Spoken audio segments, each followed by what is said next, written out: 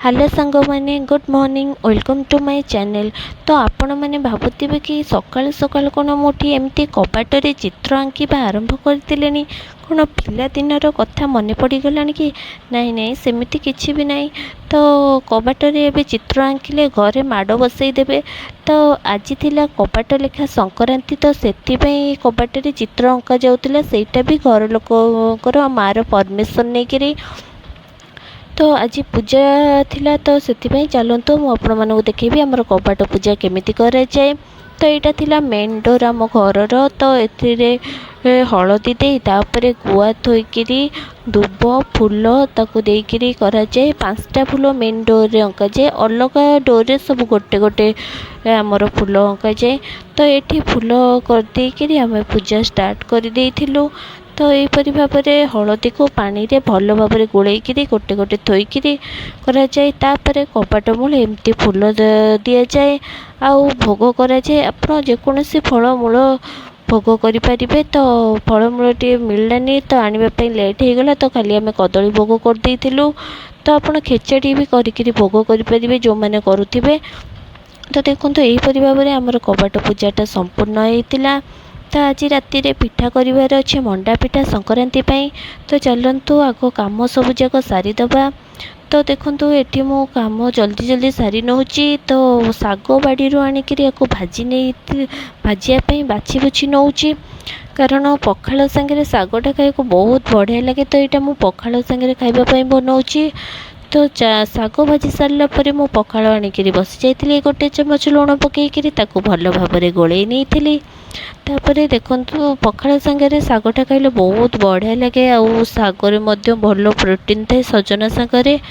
तो साग नहीं जाइली, पियाज आलू भर्ता आउ ता संगे काकुड़ी नहीं जाइली। तो पखाल सागटा बहुत बढ़िया लगे, गरम गरम सागटा खाइक मत बहुत भल लगे।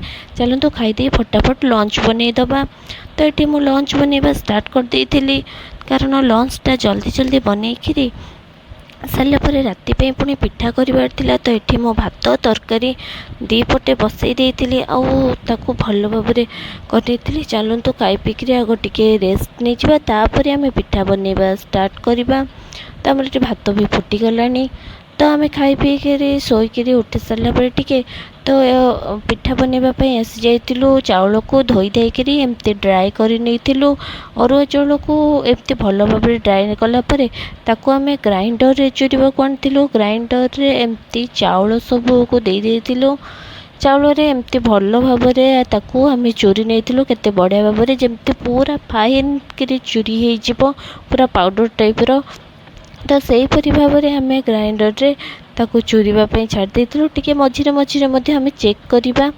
तो ये मो माँ चेक कर नौ कि भल भाव में यहाँ है कि नहीं। तो ये बहुत भल भाव में हो गला। तो आपको आम काढ़ीदे गोटे पात्र को। तो मुझे गोटे पात्र नहीं जाइए, थरे दी थर मु ग्राइंड कर सारी। तो बहुत बढ़िया भाव में ग्राइंड कलापर चूना को मु सबूक बाहर करनी। चूनाटा भल भाव में सबूक बन सारापर तापर आम तार पूर बनवाई प्रस्तुति आरंभ करवा। तो ये पूर बनवा मु आरंभ कर देइछि। तो ये नड़िया छेना आ गुड़ नहीं जाइछि, से अदा खंडे छेचिकी मु पकई नेबी। तो अदा खंड को चोपाटा को भल भाव में छड़े छाड़ी दे धोई धाई नहीं भल भाव में टिके छेची नेली। तो यहीपरि भाव में मु अदा गुड़ी को छेची नहीं से पकईदेली। तापर ताकू भल भाव में गोले गाड़े दबा जमीती आमर सबू जिनस भल भाव में मिसीज। पूरटा बहुत भल भाव में न मिसिले भल लगे पिठाटा। तो से गोले गाड़े देकरी गुड़ को भल भाव में सबुतिर मु मिसई नेली। तो यहीपरि भाव में देखो बढ़िया से मिसी जाइए। आउ पूरटे को आम खरड़ी नवा। तो खरड़िले पूरटा बहुत भल लगे। तो खरड़ापी मुझे कड़े बसईकि गैस ऑन कर देइछि। कड़े भल भाव में तातिया पर मो पूर गुड़ी को सबूक थरे थरे कि पकई नौची। तो भल भाव में पूर गुड़ी को सबूक पकई सारापर सब पूर गुड़ी को पोछि पाछि पकई नहीं खेले खेले देते, कारण ना लगिज तलटा पोड़गले बहुत खराब लगे। ସେଥିପାଇଁ ମଝିରେ ମଝିରେ ଏମିତି ଚଲେଇ ନେଉଥାଏ ଲୁହା ଖଡ଼ିକାକୁ, ନହେଲେ ପୁର ଲାଗିଯିବ। ଏମିତି ଭଲ ଭାବରେ ଲୁହା ଖଡ଼ିକାକୁ ସେ ପର୍ଯ୍ୟନ୍ତ ଯାଇ ଚଲେଇବି ଯେପର୍ଯ୍ୟନ୍ତ ଯାଇ ଛେନାର ଆଉ ନଡ଼ିଆର ପାଣି ଗୁଡ଼ିକ ଡ୍ରାଏ ନ ହେଇଯାଇଛି। ତ ଏଠି ଆମର ପୁର ଗୁଡ଼ିକ ବହୁତ ଭଲ ଭାବରେ ହେଇଗଲାଣି, ପୁରା ଡ୍ରାଏ ହେଇଗଲାଣି। କାରଣ ଖରଡ଼ା ଯାଇଥିବା ପୁରଟା ପିଠାରେ ଦେଲେ ପିଠା ଯଦି ବାଇଚାନ୍ସ ବଳିଲା, ଆମର 2 ଦିନ ପାଖାପାଖି ଯଦି ରହିଲା ତ ପିଠାଟା ଖରାପ ଲାଗିବନି। ନହେଲେ କଞ୍ଚା ପୁର ଦେଇଦେଲେ ସେଠି ପୁରଟା ସ୍ମେଲ୍ ଆସିବ। ଚାଲନ୍ତୁ ତାପରେ ଆଳୁ ମଟର ପୁର ପାଇଁ ପ୍ରସ୍ତୁତି ଆରମ୍ଭ କରିବା। ତ ଆଳୁ ମଟର ପୁର ପାଇଁ ମୁଁ ଏଠି ମଟରକୁ ସିଝେଇ ନେଇଥିଲି, ଆଉ ଆଳୁ ଗୁଡ଼ିକ ମଧ୍ୟ କାଟି ନେଇଥିଲେ ଏହିପରି ଭାବରେ ଛୋଟ ଛୋଟ କରିକିରି। ଏବେ ଆମେ ଆଳୁକୁ ଧୋଇ ନେଇଛି ମଧ୍ୟ, ଆଉ ଏଠି ଅଦା ମଧ୍ୟ ଖଣ୍ଡେ ଛେଚି ନେଇଛି ଭଲ ଭାବରେ ଆଳୁ ମଟର ପୁର ପାଇଁ। ତ ଏଠି ଗୋଟେ କଡ଼େଇ ବସାଇ ନେଇଥିଲି, କଡ଼େଇକୁ ଭଲ ଭାବରେ ତାତିବା ପାଇଁ ଛାଡ଼ି ନେଇଥିଲି। ତ ଚେକ୍ କରି ନେବା କଡ଼େଇଟା ଆମର ତାତିଲା କି ନାହିଁ। ବହୁତ ଭଲ ଭାବରେ କଡ଼େଇ ତାତି ଯାଇଥିଲା, ତ ମୁଁ ତେଲ ପକାଇ ଦେଇଥିଲି। ତ ତେଲକୁ ତାତିବା ପାଇଁ ଆମେ ୱେଟ୍ କରିବା।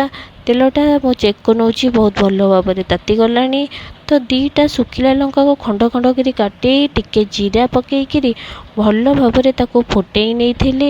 ଜିରାଟା ଭଲ କରି ଫୁଟିଲେ ବହୁତ ଭଲ ଟେଷ୍ଟ ଆସେ, ଆଉ ଜିରାର ବାସ୍ନା ମଧ୍ୟ ବହୁତ ଭଲ ହୁଏ।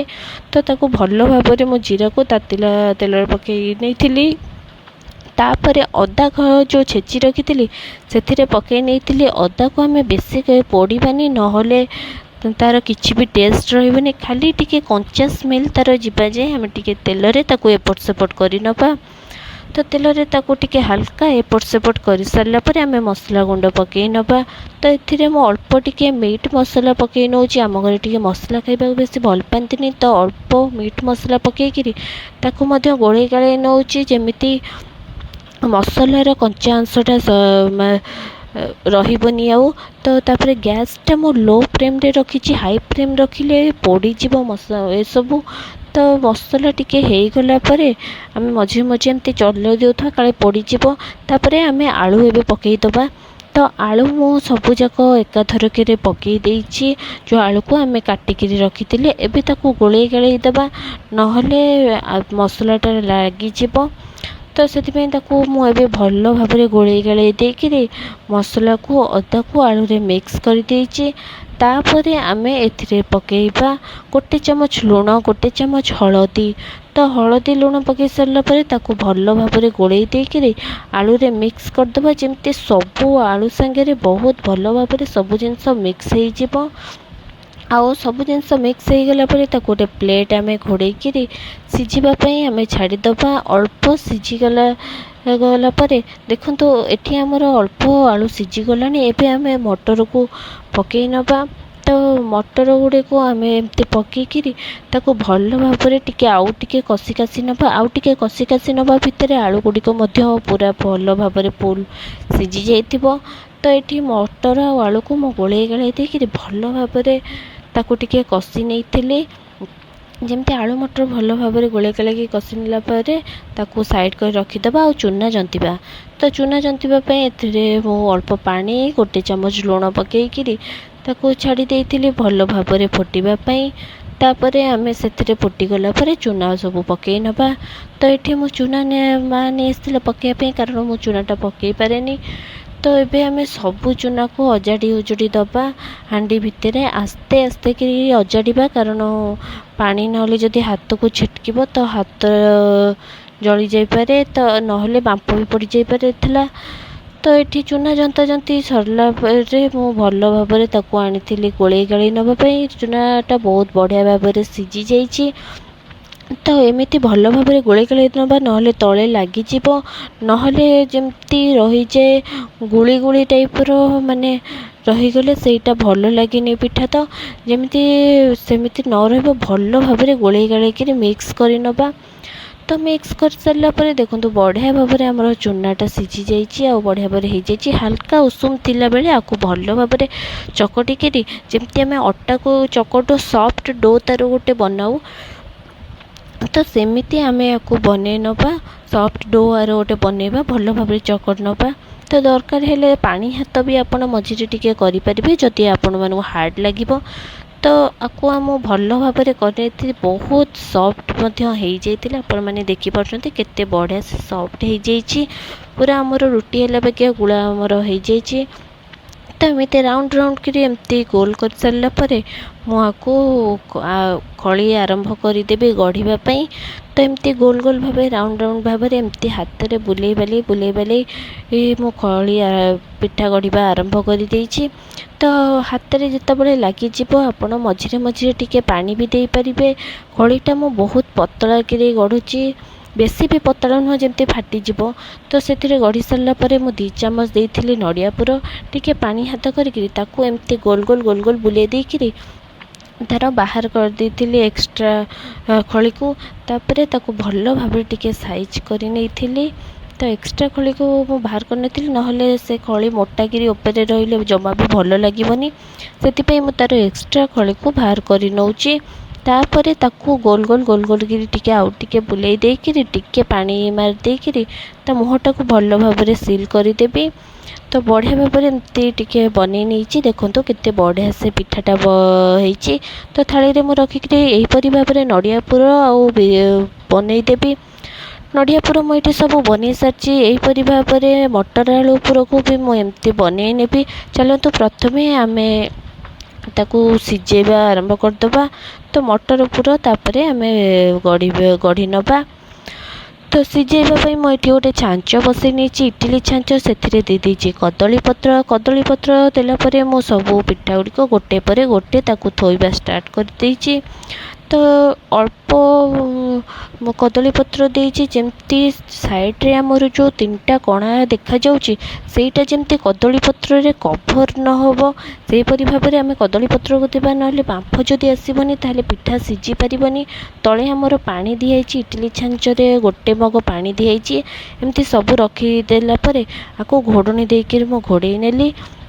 एठी मु आलू पुर बन सारापर पिठा बन सारापर मुझे बिरी पुर बन देइछि। बिरी पुर एमती मुहटा फांका रहे नहले बिरी पुरटा सिझिबनी। तो चलतु सिझे नबा। एठी हमर सब पिठा रेडी हो जाइछि। मते टिके बिरी पुर खाइको भल लागेनी तो मु 2टा नड़िया पुर और 2टा आलू पुर पिठा आनिक बसई केते बढ़िया से सब होइछि। चलतु आको टेस्ट करबा। देखो केते बढ़िया भाव में खलीटा बेसी पतला कि बेसी मोटा भी हैनी ठीक कंसिस्टेंसी रे तार होइछि। तो चलतु टेस्ट करबा केमती लगुच। तो टेस्ट बहुत बढ़िया थिला। तो आपण मैंने निहाती भाव में घरे करिके खाइबे बहुत बढ़िया लगिबो। तो यहीपरि पर्वपर्वाणी रे तो आम घरे एमती ओडिया मानकर पिठा आपण आरंभ होते। तो आपण मैंने प्लीज़ मो चैनल को लाइक शेयर एंड सब्सक्राइब करें। एमती नुआ नुआ वीडियो मु आपण मानक संगे शेयर सब बेले करी। तो प्लीज़ मो चैनल को लाइक शेयर सब्सक्राइब करने पुणी देखा नुआ वीडियो।